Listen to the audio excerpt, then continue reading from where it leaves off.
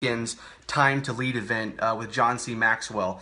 It was an incredible event. Maxwell is a leadership coach that I've been following for many years, and someone that I've gotten to respect very much. And so getting to spend 12 hours listening and learning from him and many other world global impact players was an awesome day yesterday. And I wanted to share some of those notes with you. I'll probably end up doing this in a 2 or 3 part video series, so let me just jump right in here. Number one, Maxwell talked about the fact that success is an uphill battle. He goes like this, and he goes, this is success. It's an uphill battle. He goes, no one has ever coasted their way to success. No one's ever coasted their way to success. He goes, I've never seen anything that's worthwhile, that doesn't take time, energy, effort, that's wrought with challenges along the way.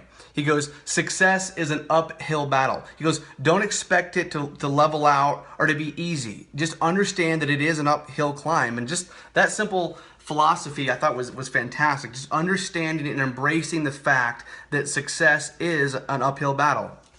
He goes, most people have uphill hopes and dreams, but downhill habits.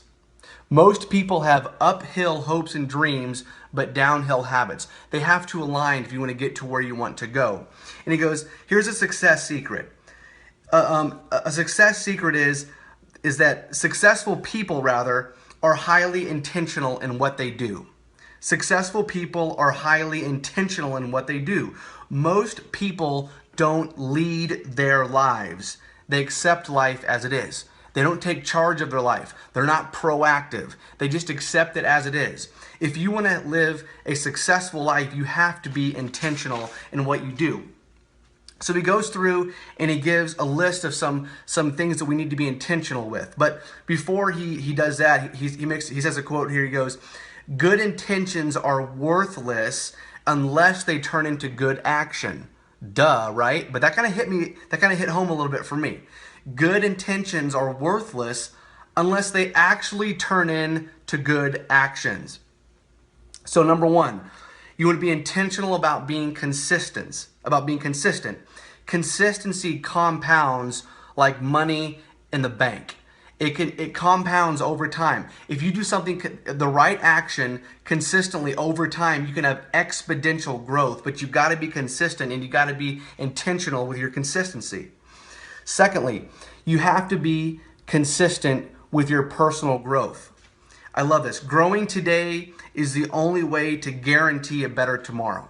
You have to keep growing because as your growth increases, your capacity for more information and more knowledge increases. You cannot give what you do not have.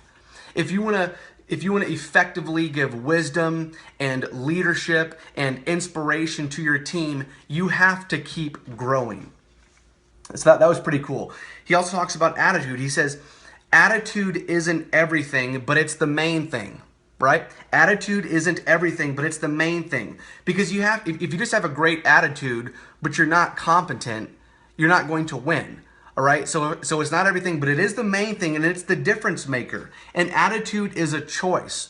We can all choose our own attitudes. That was very interesting, I thought. He also talks about, he gets into direct selling. He goes, your major problem is that you're spending too much time. You're wasting your time spending people with people that aren't going to produce anyway. He goes, if you spend the majority of your time with 80% of the people that aren't producing, you'll end up losing the 20% of the people that are actually doing things. So you have to be able to prioritize and spend your time effectively with the people that are actually producing. Very cool stuff.